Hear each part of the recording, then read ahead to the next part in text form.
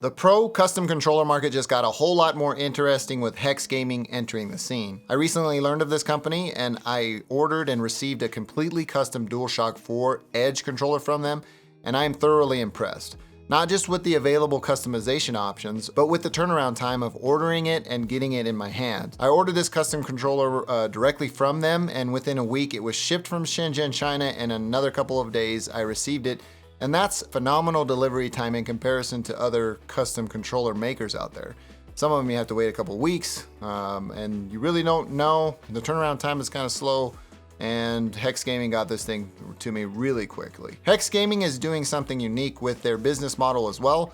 They're selling directly on Amazon with a plethora of pre-built designs.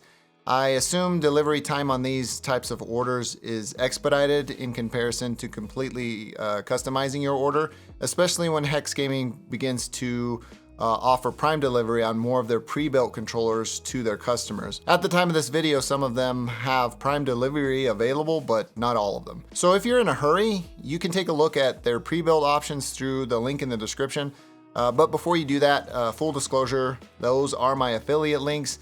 So if you decide to purchase through those links, I make an affiliate revenue based off your purchase without it costing you anything in addition. I would recommend that you build out your own custom controller on Hex Gaming's store and website.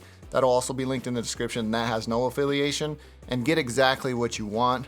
Just be prepared to wait a little bit longer for your order to be fulfilled. I think it's worth it because you get exactly what it is you want, and you don't have to go with a pre-design or anything like that. Hex Gaming builds their Edge, Spike, and Hyper controllers off an official PlayStation DualShock 4 platform for the best possible gaming experience and connectivity. The Edge, which I have in this video, is built for first-person shooters, and I completely customized it. Let's talk about what you can customize and how you can build the Edge to your liking. The very first thing is the faceplate of the controller, and it has a myriad of different options. You can go with a color option, which from my selection came out to be the soft touch design, which I really like personally.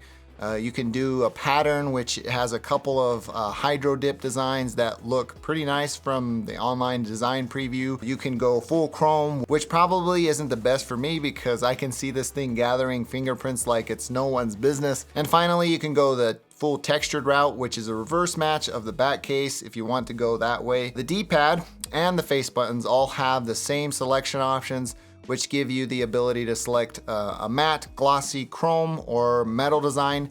There's a plethora of different colors and materials you can pick to your liking. I went with the black metal on both just to see what the quality was like.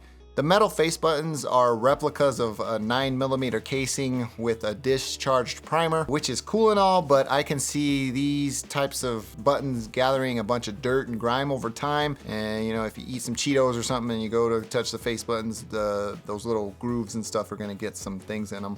My recommendation would be to go with the chrome button if you want the metal look, and that'll save you some money, and I think it'll look better. I recommend the same for the D-pad. The metal buttons have a carbon fiber texture to them.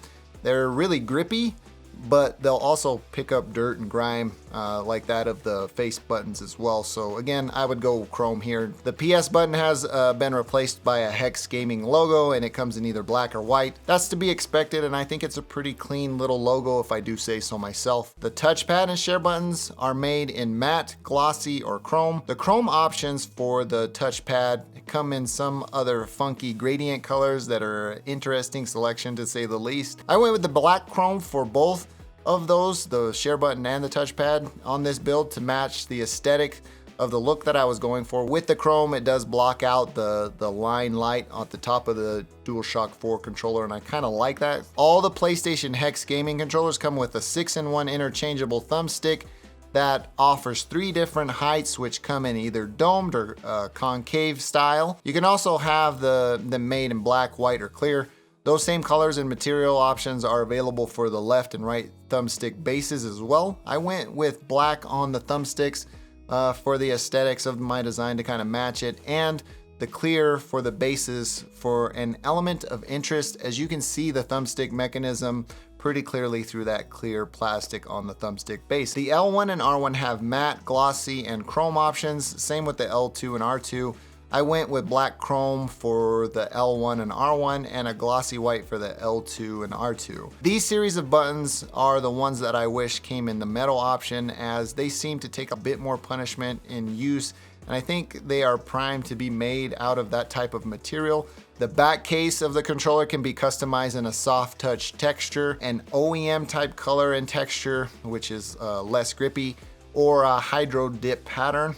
In this instance, I would highly recommend a textured back because I think they provide the best in-hand experience. They just feel really awesome. The white texture back I have in this video feels great in hand and is really graspable. The soft touch feeling paired with the whole texture of the controller gives me a much more substantial grip on the controller. Moving on to the custom buttons of the rear of the controller. K1, 2, 3, and 4 on the back of this thing are placed in a way that will take some getting used to, especially if you're coming from paddles or buttons on different types of controllers. You have to hold the controller in a bit of a different way, as you have to train your middle fingers to actuate the different inputs.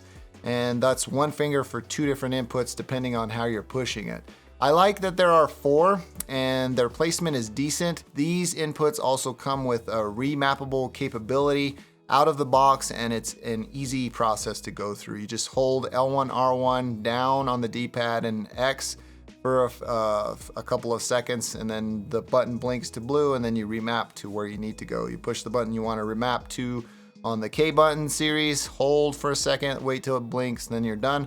Then when you're done remapping everything, you hold that same series down, L1, R1, down on the D-pad and X, and wait for it to blink and shut off. So the LED notification light on the back of the controller is really helpful in remapping your buttons on the back, and it's quick and easy. Like I said, remapping is included with the build, and you don't have to pay anything extra for the ability to make on-the-fly adjustments with your K buttons.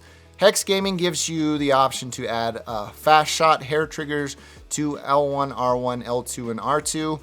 This is something you'll want if you primarily play first-person shooters. However, this feature is something you'll want to pass on if you're playing other types of games that include driving or racing, as the travel actuation is nearly instant and doesn't allow for gradual movement or, speed ups and speed downs. It just doesn't work well for that. I went with the fast shots, and I would recommend it if you're, dropping into a Call of Duty lobby or something like that constantly, or if that's what your primary use of your controller is.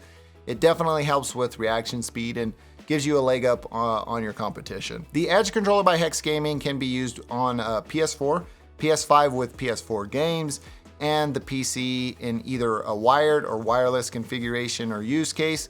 It starts at around $130 at the time of this video. The exact configuration seen in this video is priced at around $185. And that's because I went crazy with the metal buttons and customizations and colors and all types of stuff, just to see if I could max out the controller.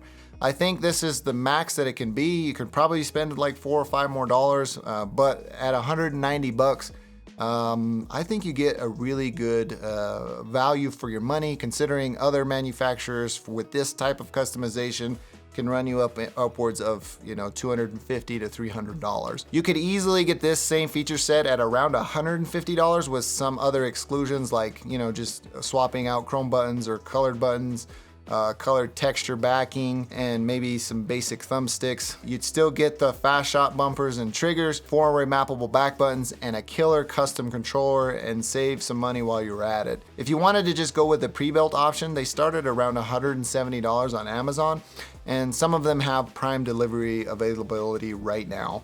Again, I would just build your own because you're going to get exactly what you want from Hex Gaming. But if you don't want to wait that long and you want to get it Prime delivered within 2 days or 1 day, you could go with a pre-built option. I do have some recommendations to make the Edge controller better. If Hex Gaming is seeing this video, please consider this feedback. I like them to consider moving the 4 back buttons down on the grip of the DualShock 4 so I can use my ring finger as I game.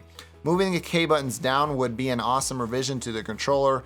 As it stands now, you have to practice making button presses with your middle finger only. For an example, I have the controller here. I have to make all actuations on the K series buttons with my middle fingers. If they were to move them down a little bit, I could make ring finger actuations because it would be much easier to press them.